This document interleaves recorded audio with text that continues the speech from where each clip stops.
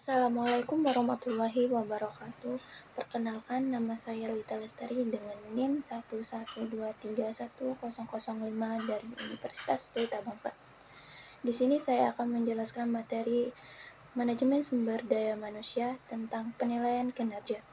Langsung saja, penilaian kinerja. Apa sih itu penilaian kinerja?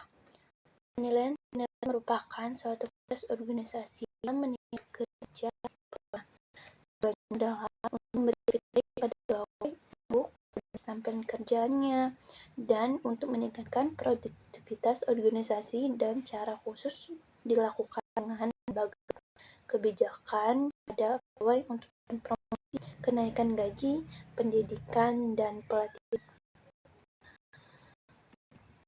Langkah-langkah penilaian kinerja itu penentuan sasaran, penentuan standar ukuran, penentuan metode dan penilaian, dan evaluasi penilaian. Ada beberapa hambatan penilaian kinerja.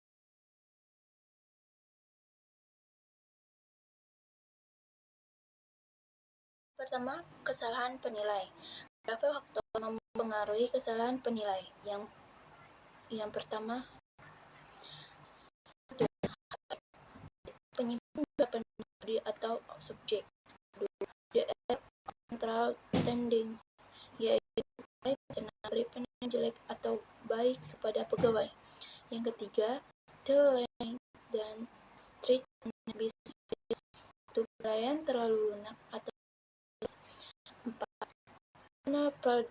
prejudice, yaitu penilaian yang tidak baik terhadap suatu kelompok masyarakat. Yang recency effect, yaitu penilaian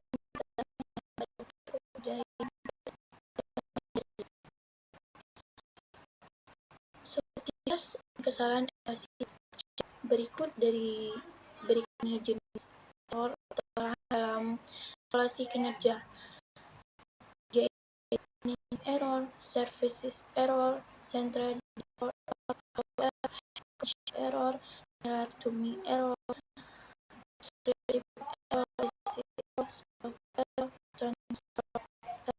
lainnya.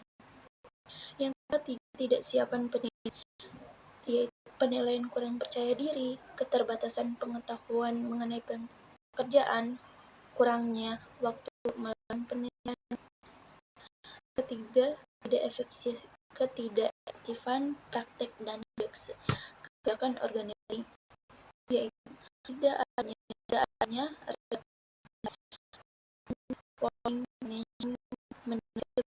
penilaian yang jelek berarti kan kelemahan atas dalam bawahnya, sehingga cenderung melakukan penilaian yang baik pada bawahnya. Lack of private accountability, kurang tanggung jawab dari atasan terhadap organisasi melibatkan tidak lain kinerja pegawai, yang mengakibatkan penilaian tidak dilakukan dengan baik karena adanya Selanjutnya, metode penilaian kinerja. Yang pertama, penilaian yang berorientasi, yaitu rating scale, quiz, theoretical, NIQ, skala penilaian jangkaan perilaku, observasi dan tes untuk kerja, metode pembandingan kelompok. Selanjutnya, penilaian berorientasi pada masa depan, yaitu penilaian diri sendiri, manajemen by objektif, penilaian secara psikologis, dan asesmen center. Model atau metode penilaian kinerja ada beberapa, yaitu model penilaian umpan balik 360 derajat, model skala penilaian atau rating scale method, model insiden kritis atau critical incident method, model esai, model standar kerja, model peringkat, model distribusi dipaksakan, model skala penilaian berjangkar keperilakuan, dan sistem berbasis hasil. Ada satu lagi, model skala penilaian berjangkar perilaku.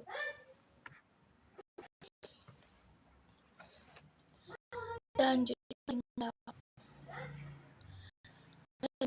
adalah penilaian yang dilakukan pada satu skala penilaian dilakukan oleh seseorang penilai dengan kemasan yang dilakukan secara objektif. Misalnya skala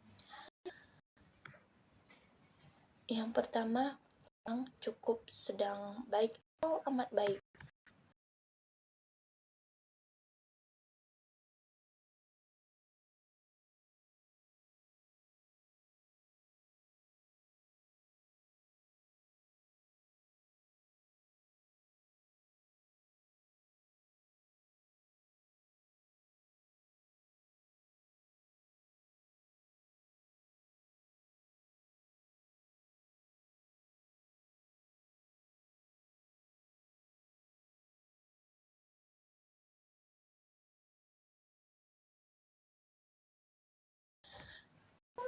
Dua, checklist. Apa sih itu checklist? Checklist adalah penilaian didasarkan pada suatu standar untuk kerja yang sudah dideskripsikan terlebih dahulu. Kemudian penilai memeriksa apakah pegawai sudah memenuhi atau melakukannya. Standar-standar untuk kerja, misalnya pegawai hadir dan pulang tepat waktu, pegawai bersedia untuk lembur, pegawai patuh pada atasan, dan lain-lain. Penilaian dilakukan secara subjektif.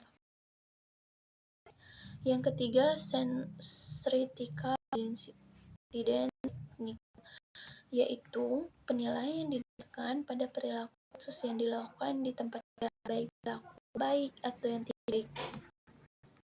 Penilaian dilakukan observasi yang suatu tempat kerja.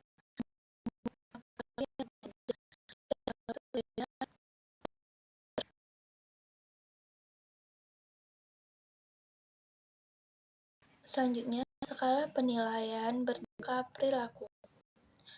Skala penilaian berjangka perilaku atau behaviorally encouraged scale BERT adalah penilaian yang dilakukan dengan mengekspresi untuk kerja dalam dimensi-dimensi tertentu.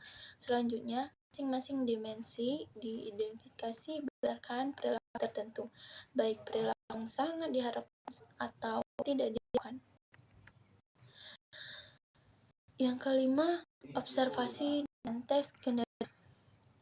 Observasi dan tes kinerja adalah penilaian dilakukan dengan melalui tes di lapangan.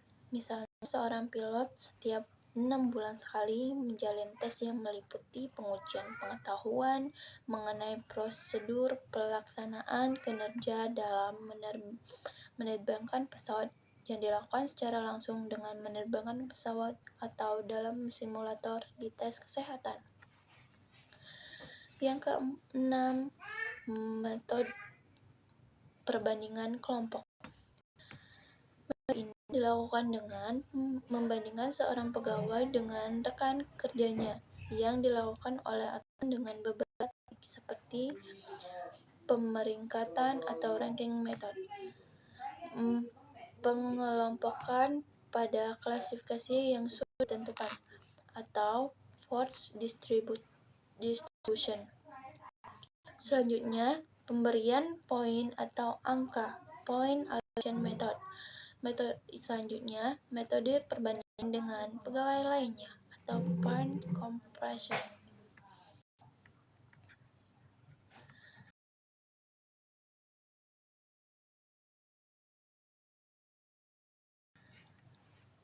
Selanjutnya, pemelatan, yaitu keseluruhan pegawai dalam suatu kelompok mulai yang terbaik hingga yang buruk. Misalnya, 10 pegawai diurutkan dengan A, C, D, F, G, H, I, atau sejenisnya. Selanjutnya, dikelompokkan pada klasifikasi yang ditentukan.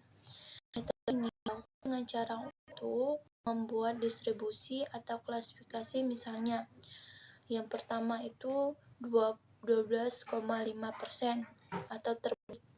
Yang kedua 25% baik.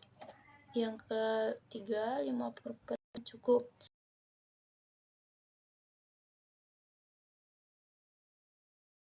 Kemudian seluruh pegawai dimasukkan ke dalam kategori atau mana seorang tersebut.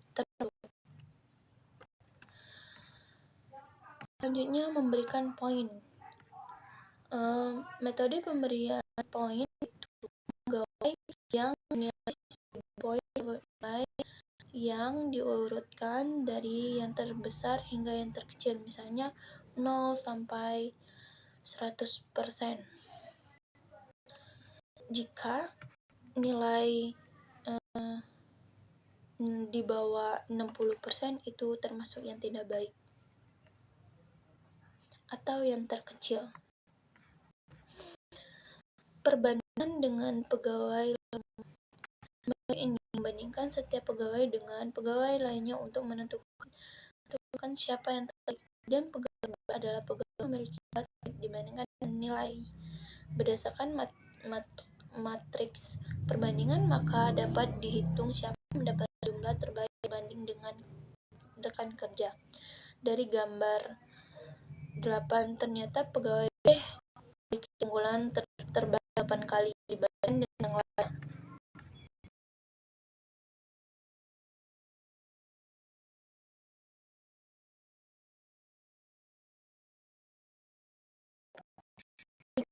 Ada di sini nilai pegawai dengan harapan pegawai dapat mendeteksi aspek-aspek perilaku kerja yang diperbaiki pada masa yang akan datang. Pelaksanaan organisasi atau penilaian mengemukakan harapan-harapan yang diinginkan dari pegawai pada pegawai, tujuan organisasi, dan tantangan-tantangan organisasi.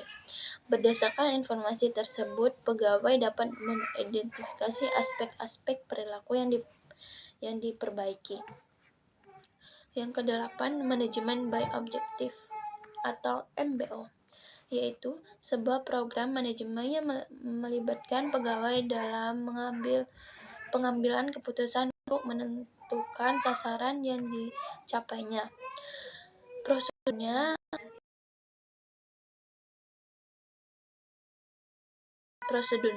akan menginformasikan tujuan yang dicapai, niat kerjanya untuk melakukan tujuan yang lebih atas dengan kemungkinan tantangan yang akan dihadapi.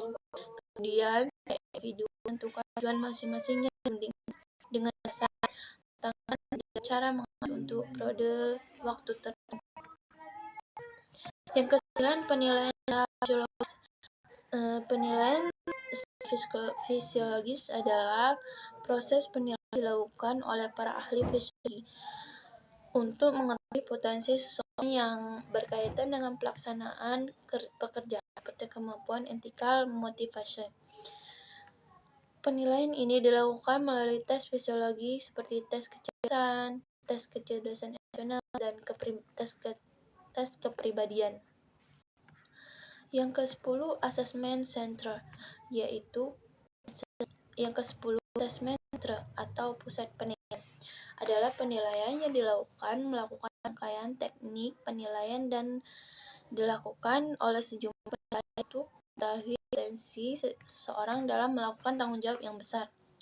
Proses pelaksanaannya dilakukan dengan interview mendalam, tes psikologi, pemeriksaan latar belakang rekan kerja, diskusi terbuka, simulasian pekerjaan dalam bentuk